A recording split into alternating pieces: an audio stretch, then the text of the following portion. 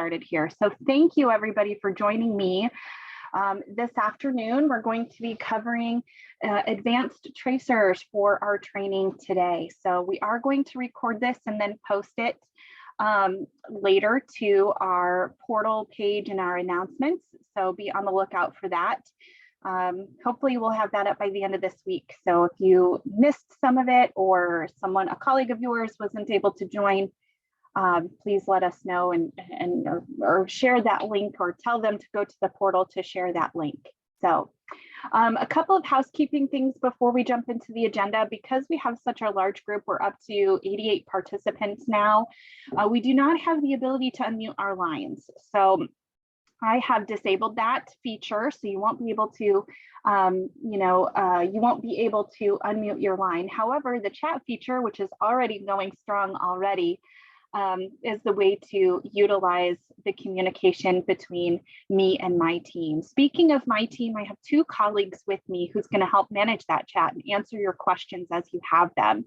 The first one is Faith Redding. So Faith is an implementation and training specialist, as am I.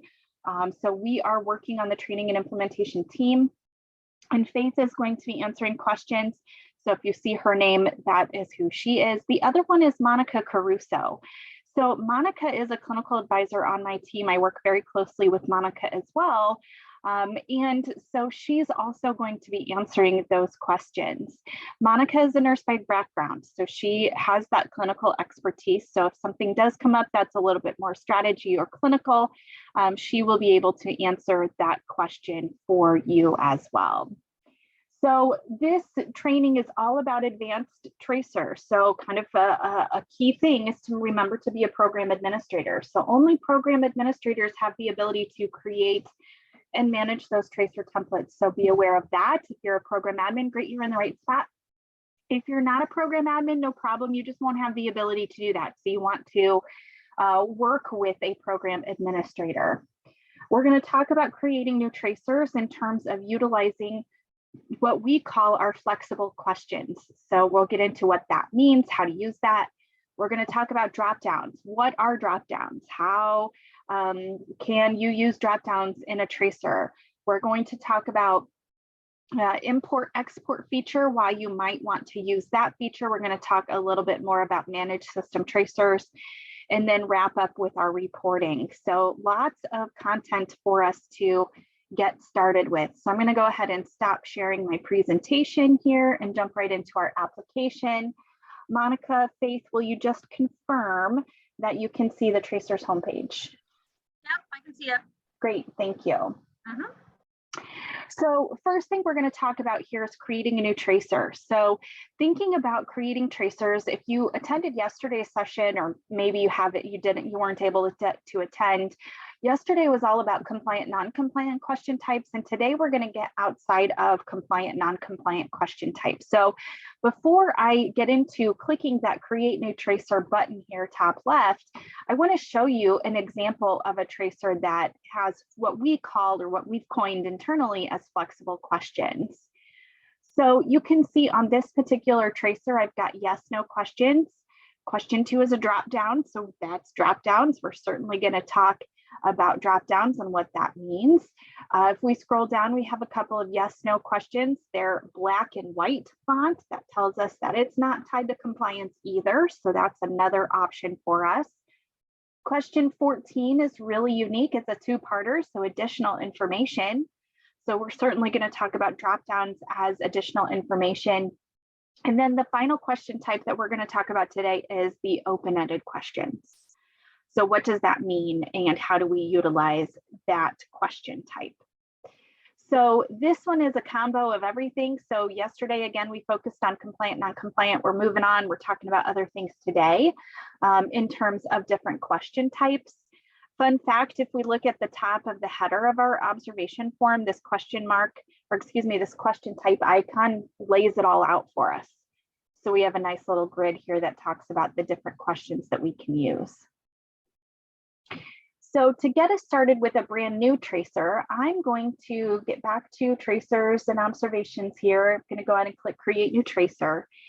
And I want to focus on our questions library. specifically these templates, I'm going to focus on the comprehensive tracer or comprehensive restraints tracer. So it's right here in our JCR templates. Just a reminder, these JCR templates in the hospital program, we have about 130, 140 tracer templates. They have been developed by Monica and the clinical advisors on our team. The clinical advisors are all nurses by background. They have all been in the quality and accreditation realm. Most of them were directors, a few of them were JCR consultants before coming over to eProducts, and a couple of them were even Joint Commission surveyors. So lots and lots of experience and a wealth of knowledge, and truly the subject matter experts in developing the tracer content. So each of the templates will have questions. If the questions are applicable to standards and EPs, the questions will be tied to those EPs. So that will be done for you should you want to utilize the templates. So I would highly recommend that you get there and you do that. Look through the templates, look through the questions to really pull those questions that make sense to the needs of your observers and of your reporting. As I've previously mentioned, when we think about developing tracers, we want to think about two things. One, we want to think about those observers. How are they going to be answering these questions? Do the questions make sense? So they may not be a subject matter expert like you. They might have some clinical expertise and some clinical knowledge, but they might not be that level of expertise that you are. So when you're developing your tracers, you want to make sure that it makes sense for those who might not be the expertise that you are in your field. So something to think about when you're developing your questions. Another thing to think about is, how am I going to get this data in reporting? So reporting is such a huge piece of what we do, right? All data that's entered into the application leads us to reports, and then we can generate those reports. And then what are we going to do with those reports? How are we going to analyze our data? So when we look at the flexible questions, it's a different way to look at reports. It's a different way to generate and look at that data. Instead of looking, at compliance percentage, we're really going to be focusing on number of responses. So does that make sense for the needs of our reporting? As a best practice, if your tracers are related to your compliance and survey activities and related to standards and EPs, 100% of the time you should tie them to EPs and you should make them compliance questions, because the ability to generate reports based on standards and EPs, there's a vast majority of different things you can do with your reporting. So if it makes sense to use compliance and standards and EPs, highly recommend you do so. Okay, enough about that. Let's get into comprehensive restraints. I'll go ahead and click on that tracer. And I'm just going to ease of use. I'm going to copy all 34 questions and add and save questions. I'm going to go ahead and say yes. And now that I've done that, now all of these questions are mine and I get to make them my own. So first thing we want to look at is we have some drop downs and we have some errors that's in red text here. So we want to take a look at that to make sure that we're updating and we're correcting those issues before moving forward. So first I want to give it a name. So I'm going to call it comprehensive restraints. Let me move my mouse there. And because we do this tracer, or I do this tracer often, I'm going to put in the month and the year here just to give the tracer a unique title. If you're a system person or someone who is over multiple sites, you may want to consider naming conventions for your tracers. A lot of times we see dates, or we see, like 2022, we may not see a specific September of 22 or September 15th, but, consider dates, consider versioning, however you want to name and standardize your naming conventions for your tracers, something to consider there. My tracer category here, so that's of course going to be up to you and to choose what makes sense for you. So I'm going to say this is a general tracer. Instructions were added here from the development of the clinical advisor who developed this tracer, so I copied that over. You can change it, update, make it your own if you want to. I'm just going to leave it if more than one episode of restraints include all episodes in the responses and numerators, denominators when applicable. So that's what we're going to do. We're going to follow that instruction as we were to enter, if we were to enter observations. Looking at the other things that we need to take a look at. Tracer name is required, got that. Looks like questions were not saved due to the error, so we need to fix that, and drop downs are required. So that's the error here. So when I look at this first section, restraint details, I do have drop downs that have been added for questions 2, 3, and 4. So these are multiple choice questions. If we look at question 2, it says, select the shifts. So the dropdown that's associated is going to look like this: day shift 7A to 3P, 7A to 7P, so on and so forth. So if the shifts that you work at for your organization don't match these, then obviously we would want to update that dropdown or create a dropdown to make that shift more appropriate for your organization. We can see here that this is a restraint type. So what's the type of restraints that are used? If all of these apply to you, great. If not, again, we would want to update that drop down to make it make sense, or to allow for it to make sense for your organization and your observers. When we think about reporting here, then we would have the opportunity to say how many times were soft wrist restraints used versus hard wrist restraints used versus the others. So that's what we're getting at when we look at this information and we're collecting it. It has nothing to do with compliance. It has nothing to do with, looking at, are we compliant or non-compliant? We're just simply looking at the type of restraints that are being used.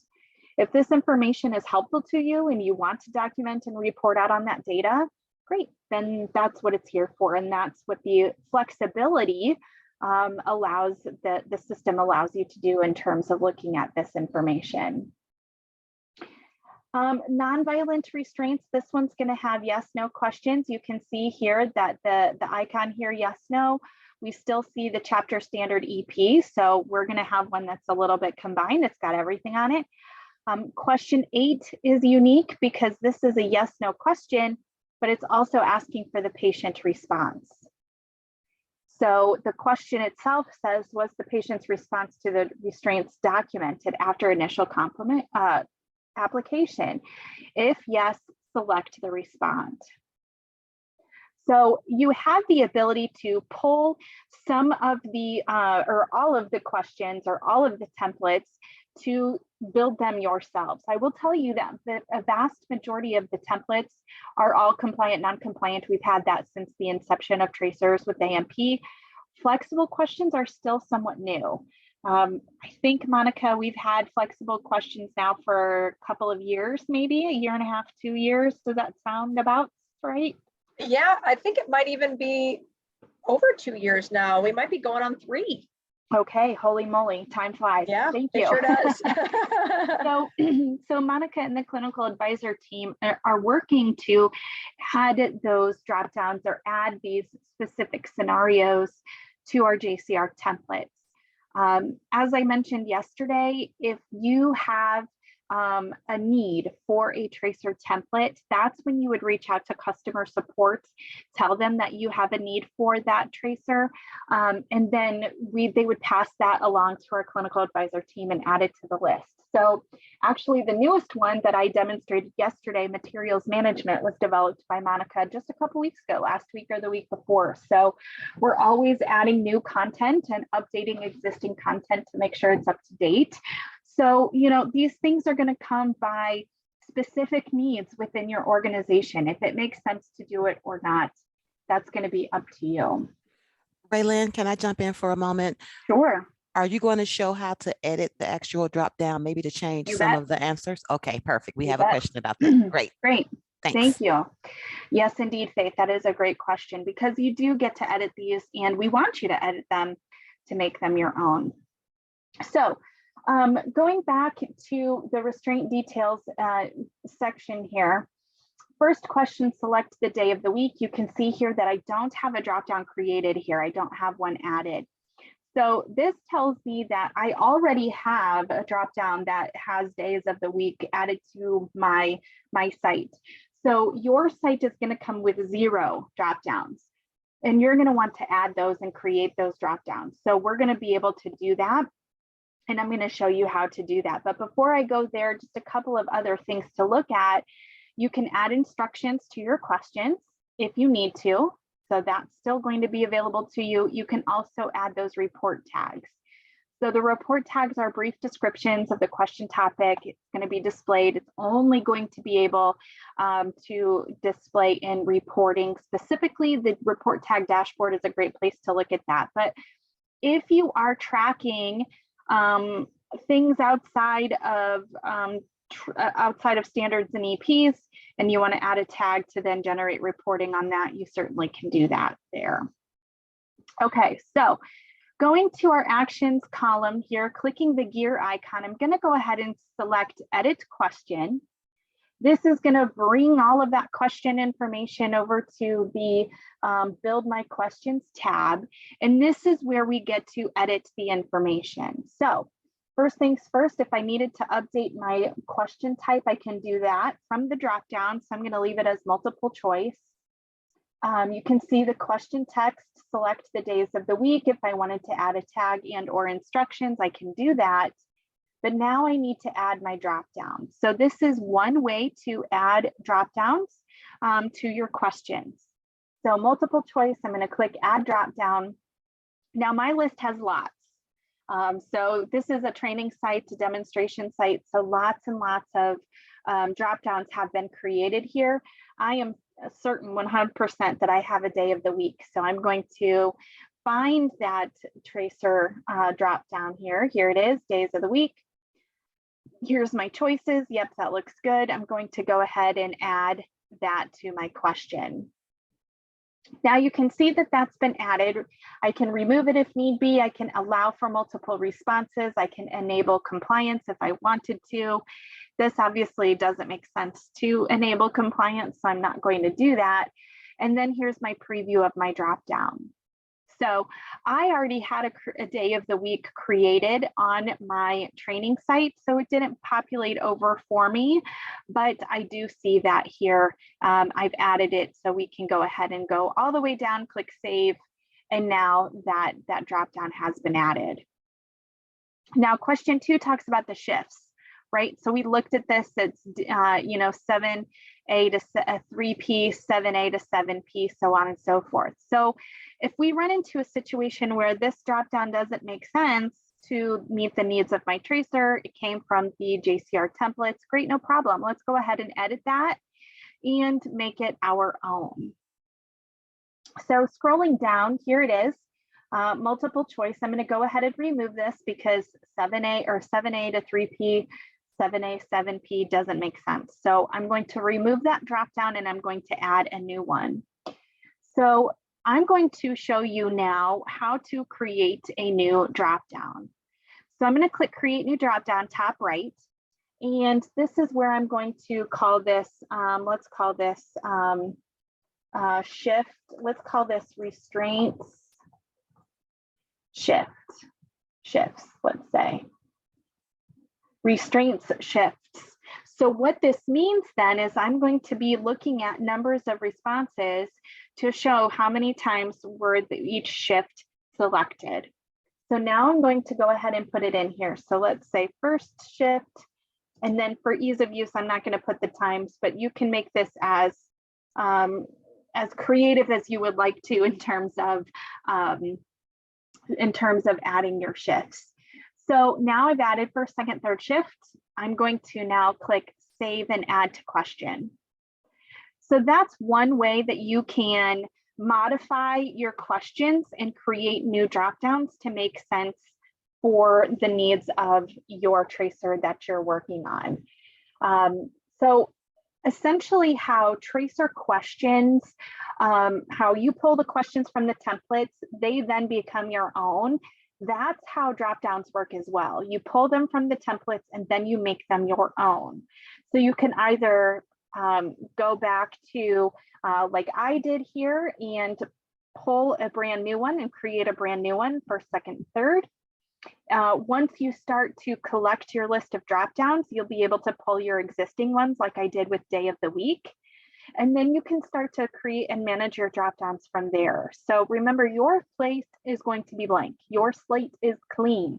So if you pull this tracer, the drop downs that come over, you would then be able to either say, yes, these work for me, or create your own.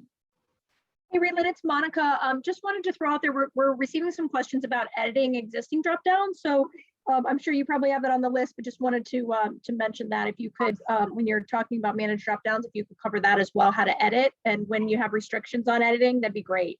Yes, absolutely. That is certainly something we will be covering here as soon as we build questions and create the tracer. So yes, also something to know.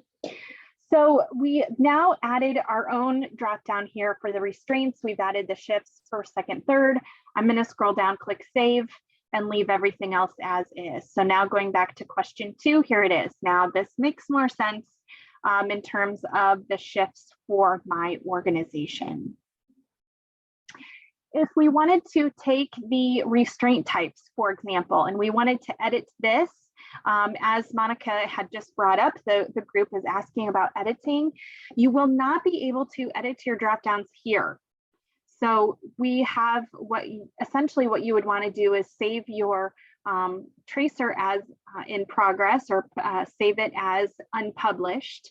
You can then edit your drop downs and then come back and publish. So you do have some revision available, but it's not going to be readily available right here in the build my tip questions or in the tracer builder template. If you needed to do any other type of editing, you certainly can do that here as well, regardless if it's drop downs, so if you wanted to change your question type, you still can do that. If maybe, a question doesn't make sense and you don't really want to have that on your tracer, you can certainly get rid of those as well. So toggling over to the nonviolent restraints, just want to show you again question 8. And go ahead and edit this one because it's a little bit different. It's still a drop down, but it's not the same multiple choice like we saw with the other questions. So this question says, was the patient's response to the restraints documented after initial application? If yes, select the response. So I'm scrolling down here. We can see that this is a compliance related question. Yes is the compliant response, no is the not. And then down here, we have collecting additional information. So this is kind of your two-parter, if you will. So if you answer the question one way, then I want to know more information, please. If yes, tell us the patient's response. That's what this question is talking about. So if you ever get into that situation, if this is the outcome, then tell me more. That's when you would want to use the collect additional information. It's going to come from the same pool of drop downs. So you can continue to work through your drop downs. You will want to add new ones if you don't have any created, or if you needed to change the responses here from the JCR patient response, you certainly can do that as well. So we're going to leave it as is for now, and I'll show you how to edit that. And then we can move forward with developing our tracer. Now, additional information will never be tied to compliance. So it truly is additional information. And then it's important to know that it's called additional information because when we get to the reporting side of it, that's also going to be looking at additional information. So remember those words, additional information, and where that comes from. So two-parter, if then, additional information. You can make your responses multiple selections. So if you needed to allow for multiple selections, you can do that. That's going to be available for multiple choice or additional information. You can make it required if you wanted that drop down to be answered, make it required. If you wanted to make it required when the non-compliant response is selected, if that makes sense. For your question, you can certainly do that as well. So lots of ways to even further customize your drop downs as needed. So I'm going to go ahead and save this, leave it as is. I can't edit the drop down right now, so we're going to leave it as is, but we'll show you how to edit that here in the near future. So let me just take a quick look at the violent restraints. We have some more drop downs here. I'm going to leave those as is. We're just going to pretend that we've done our due diligence. We've looked over all of our questions. They make sense. This specific question is looking at policy. So pretend that I'm adding my policy information here so that when the observers go to answer this question, I can, they understand and they know the policy and what the policy states. So all of that has been done. I'm going to go ahead and save my tracer. And now that it's saved, this is now the opportunity for me to go back to my drop downs and edit those. So before I do that, I saved it already, so it's been saved, perfect, great. And now I want to go to the Manage Dropdowns page, because editing existing dropdowns or dropdowns that are used in questions will be available here in our Manage Dropdowns page. So let me go ahead and click that. The dropdown that I'm working in is the patient responses. So let me go ahead and find that. So here it is. And if you notice here, patient response, I can preview this. Sleeping, resting, agitated, calm, cooperative, and other. I do not have the ability to edit. So let's look at the reason why. It says that it's part of lock tracer. So this one is actually being used in managed system tracers, which we're going to talk about here. So if you get into a situation where you cannot edit a dropdown, well, then you have to basically create a copy and start again. So this is where naming conventions of your dropdowns is going to be really, really, really important. Because if you're going to be using dropdowns and managed system tracers, dropdowns are assigned ownership. So your master site is the one that's the site who owns that tracer, who owns that dropdown, and no changes can be made. That's what's happening here. So in that situation, if we were to run into that, no problem, let's just create a copy. It's this little copy icon. And I'm going to go ahead and create a copy here. And then I'm going to edit this dropdown. So I clicked my pencil icon. And let's say now, instead of calling it JCR, let's call it Restraints, Patient Response. I'm going to get rid of all these unique numbers here. So now my dropdown title is unique, and I can now make the changes that I need to. So again, dropdowns are a little wonky to use, especially if you're running into managed system tracers. So if you run into a roadblock, don't hesitate to reach out to customer support or your implementation advisor so that we can help you with this, because it is a little bit wonky for the first time that you are utilizing this feature. Okay, so I've changed the name, so it's unique title, I can save it. I'm calling it Restraints Patient Response. And I'm going to perhaps, let's say, I'm going to delete cooperative. Maybe calm is good enough. Let's say calm and cooperative. I don't need that as a separate drop-down option. Okay, so now I've made my edits to the drop-down and I'm saving it. And now I can go back to my tracer and update that drop-down. Okay, so I've done it in a sort of weird wonky way. I've gone to manage dropdowns. I've looked at my dropdown to edit it. I realized, shoot, it's part of managed system tracers. I cannot edit that. So I've created a copy to make my own. If it's not part of managed system tracers, you will have that pencil icon to edit that.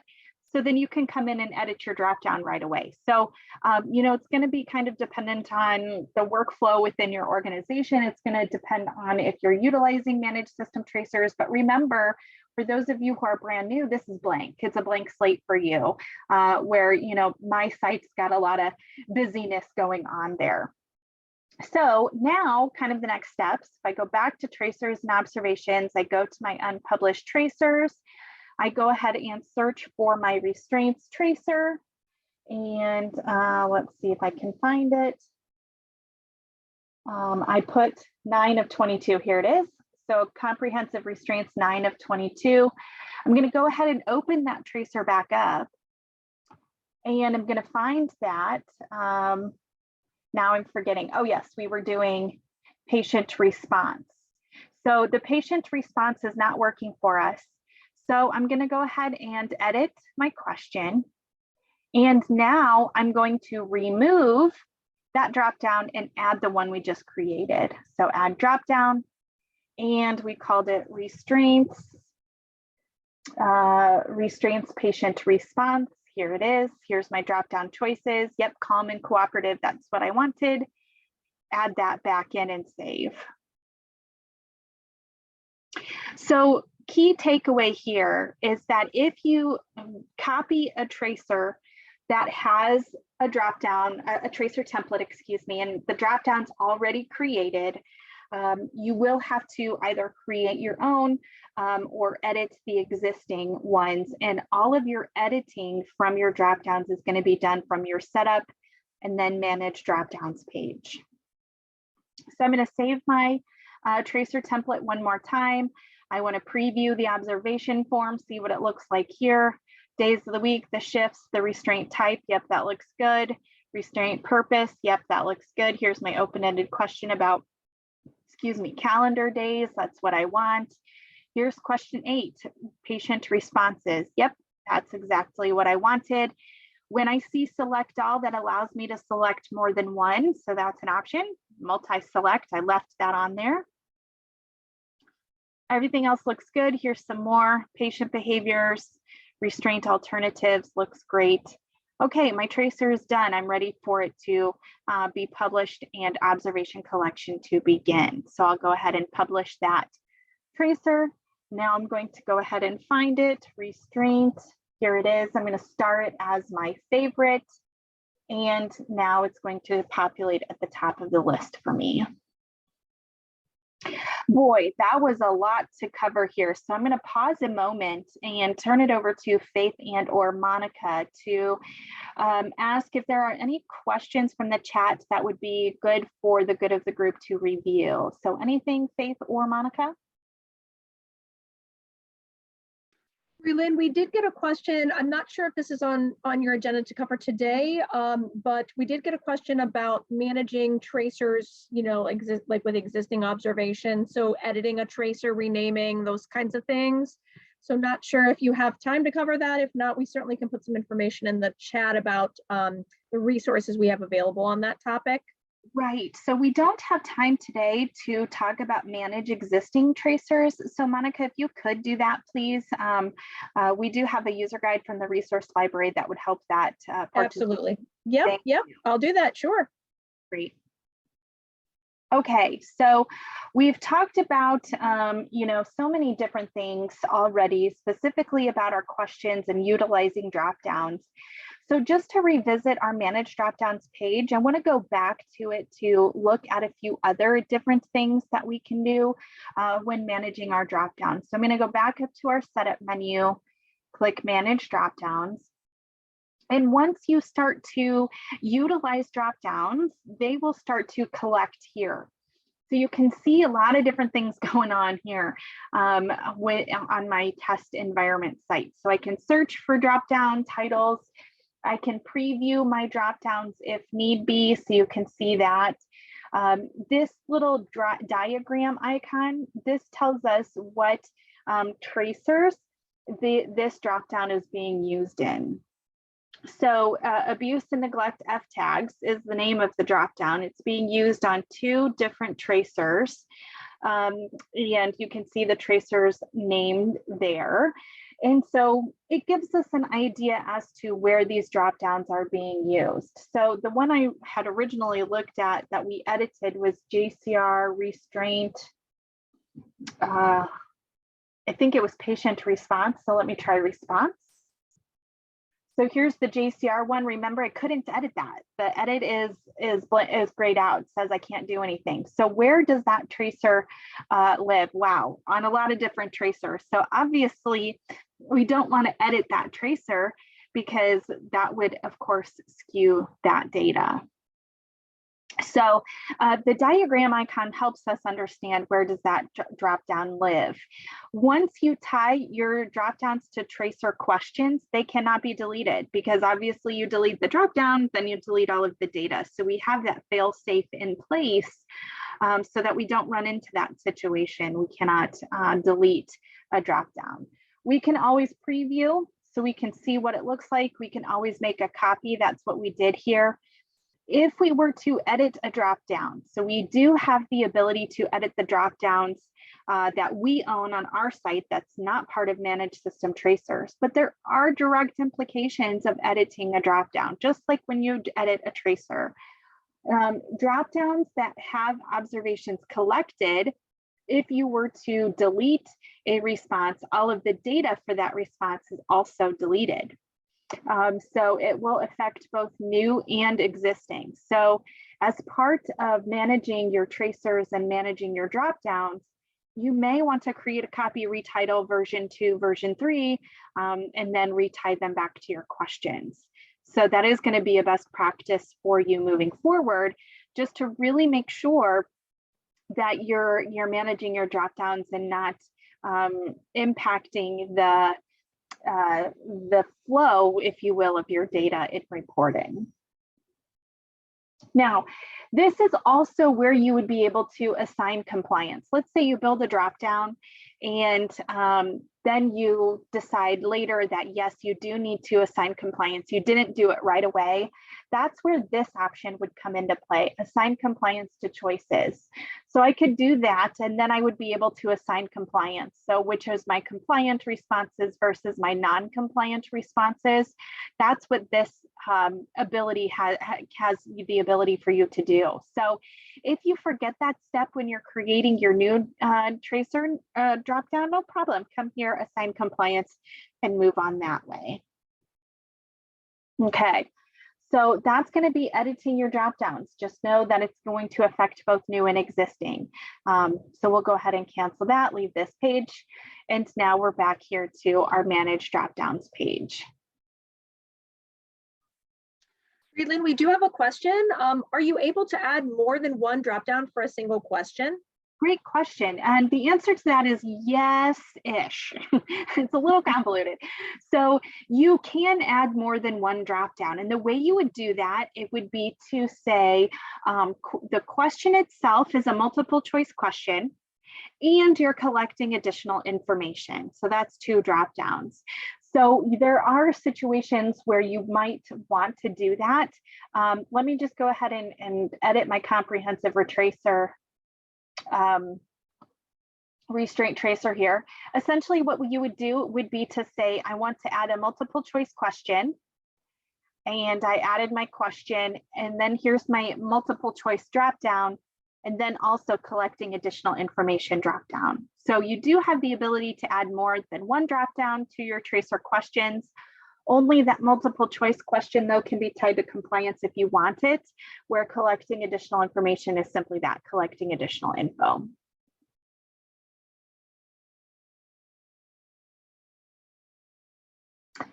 Okay, the next topic for us to cover in terms of advanced tracers is to utilize the import-export feature. So we've talked about how to create new tracers by clicking create new tracer and going through all of those things, all different question types, all of the things that you can do to customize your tracer templates. Another way that you might want to utilize our product and create new tracers is through a spreadsheet. So that's our import export feature. So import tracer icon here at the top, or button. Then we see this question mark icon. So if I click the question mark, this gives me instructions as to how to complete the import, things to consider, things to know. And then what's most important about this here is that you have the link to the spreadsheets. So I'm going to go ahead and say, click here to download a blank TJC tracer template. That spreadsheet will open for me, and then I will essentially be able to complete the spreadsheet. So you just simply have to follow the directions on the spreadsheet. It's very simple, very easy to use. So when you're utilizing the spreadsheet here, essentially you give it a title, give it a name. all of the things that we talked about before, you just do that simply here. So then you'll be able to enter that information. Here's your sections, so you can enter your sections. Your questions go here. Your question type, you have different options here. So if you do want to use compliant, non-compliant, great. If you want to use the yes, no, open-ended, or multiple choice question type, you can certainly do that here. So select your question type, add your instructions, your tags, your standards and EPs if need be, the titles of your dropdowns if you're using those, and then if you want to make them required, you put a Y for yes there. So very simple to use in terms of entering your information here on a spreadsheet. Why might you want to use this? Perhaps if you are already utilizing tracers or practicing tracer methodology, you have a tracer, a paper tracer that you want to then just import into our product and start to enter data utilizing our tool. This might be a great way to do that. Some folks feel that just using a spreadsheet versus the tracer form that I showed you previously, it's just simply easier to do it this way. By all means, please do that. So you have the ability to complete the spreadsheet. Now, one thing to know about dropdowns and importing a tracer is that we use the title.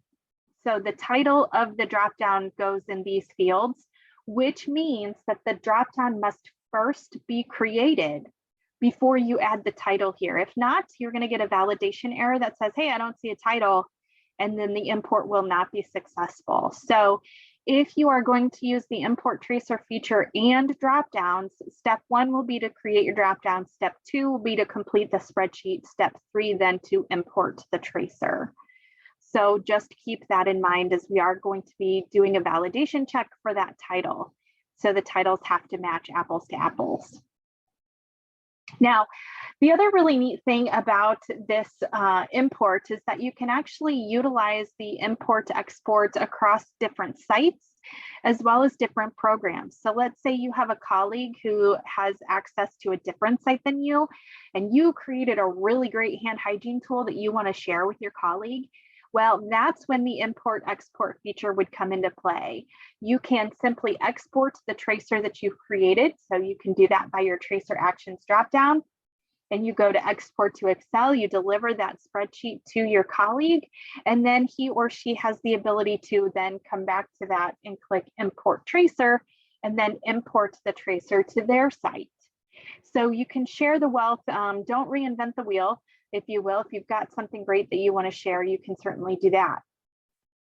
If you are an organization who's purchased more than one program, you may want to use the import export tracer feature. So I'm working in this tracer as my materials management. I developed it in the hospital program, but I now need to get it into the critical access hospital program.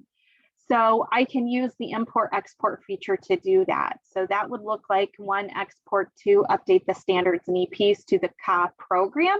Step 3, import on the CA program, and then publish your tracer from there. So it's going to help you when you're working across different sites and working across different programs.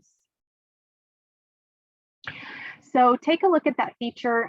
Again, the question mark is the place to go when you're getting started here, because it's going to give you instructions and tips of how to complete the spreadsheet and the information you need.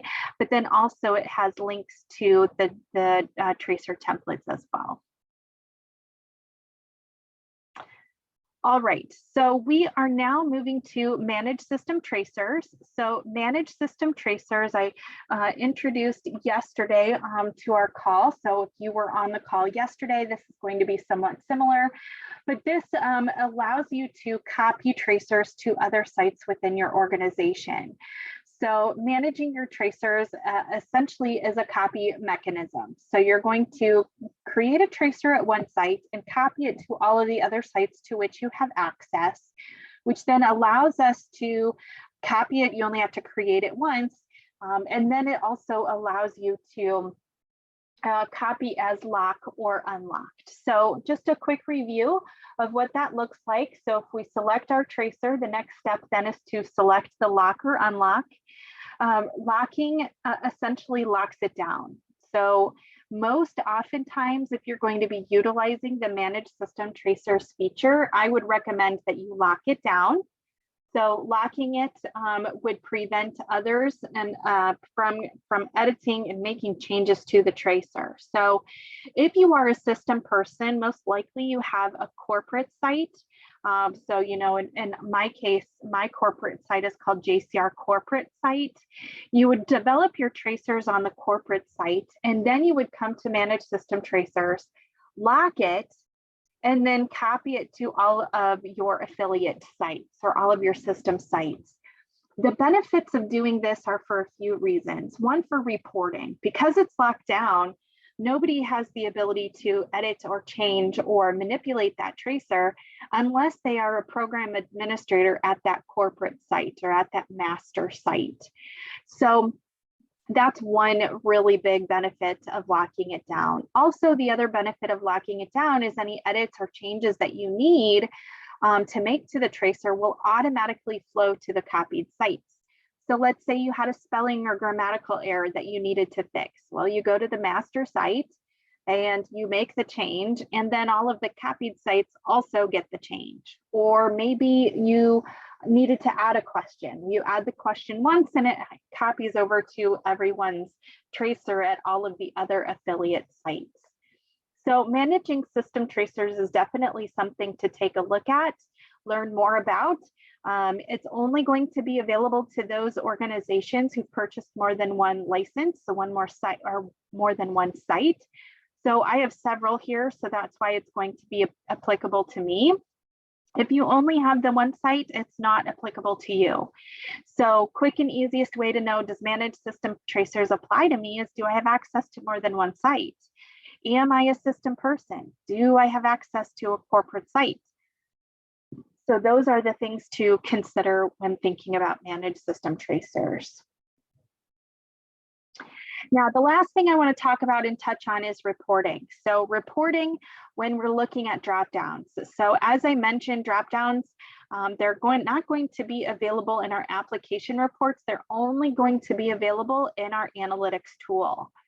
So if I go back to my JCR portal, I'm going to jump over to analytics. Well, I'm going to sign back in. My apologies here. And I'm going to jump to my analytics homepage. So from the portal page, clicking Illuminate Analytics, and I'm going to come over here now, and I'm going to then go straight to my Flexible Tracers folder. So just a couple of notes on analytics if you're not familiar. One is that analytics does not update in real time. So analytics only updates once per day. It's usually in the evenings.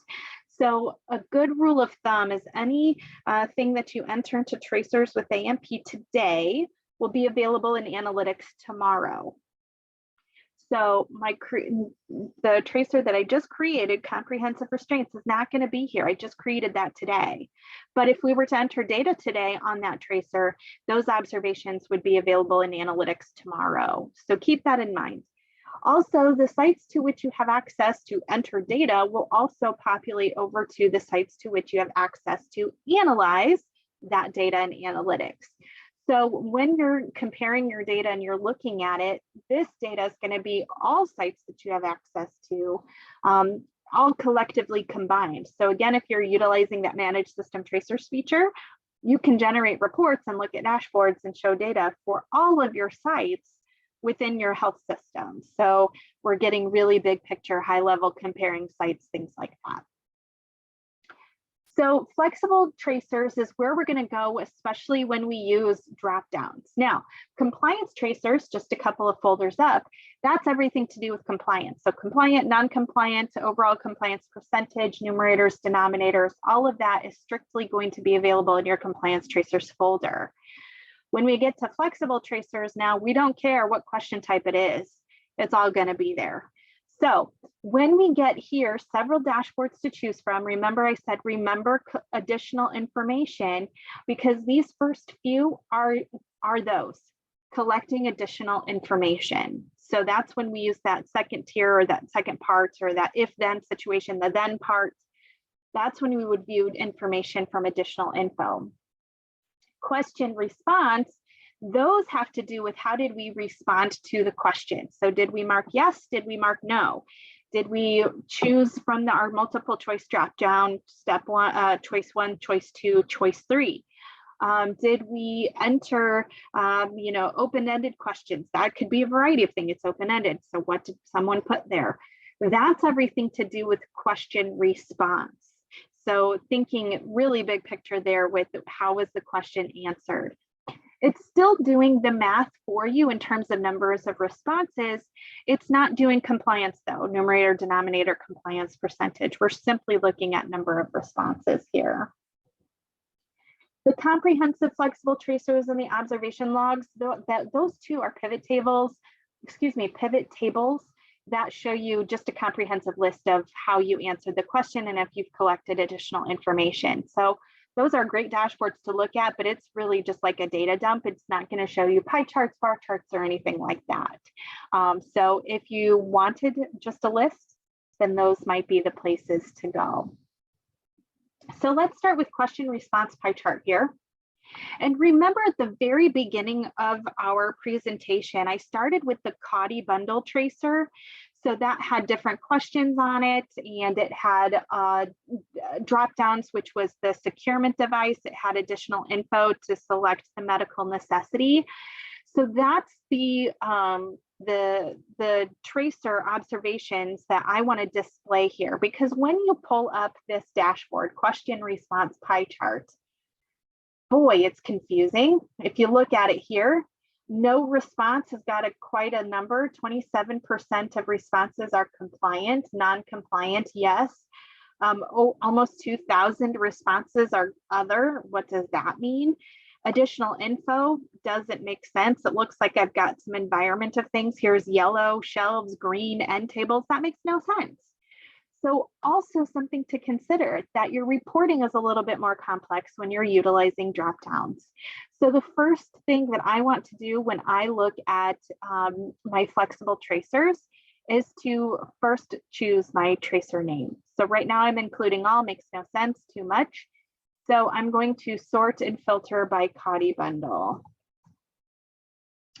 And then I'm going to say, okay, update my dashboard. And now it's going to make a little bit more sense. So my additional info, I just had one additional info and it was the medical necessities. So now I get a nice picture idea of my medical necessities. I'm going to make this full screen so we can see that just a hair bit bigger. And now we can see, so looking at the data, it looks like acute retention neurogenic bladder obstruction was the #1 reason medical necessity for that CAUTI, documented as necessary. Next up here, continuous and intermittent bladder irrigation with 15 responses, 12%.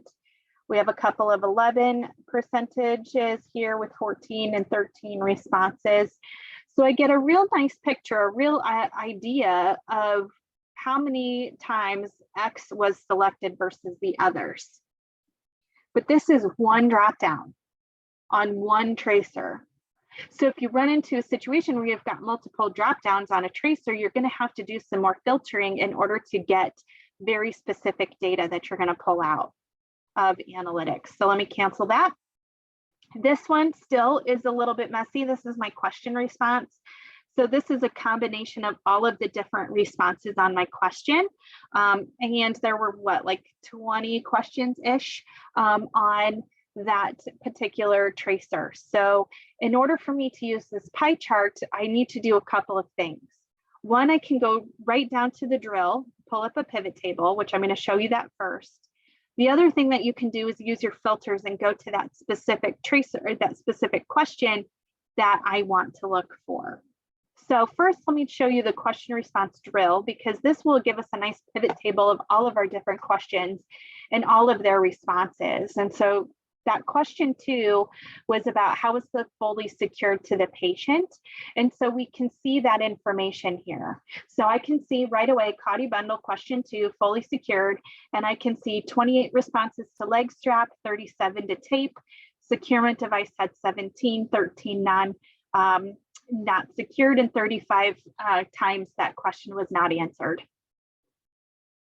So I can quickly and easily see how I got the yes, no responses right here in analytics by clicking that drill. So if you did not want to add your additional filters, it might be just as simple to go straight here.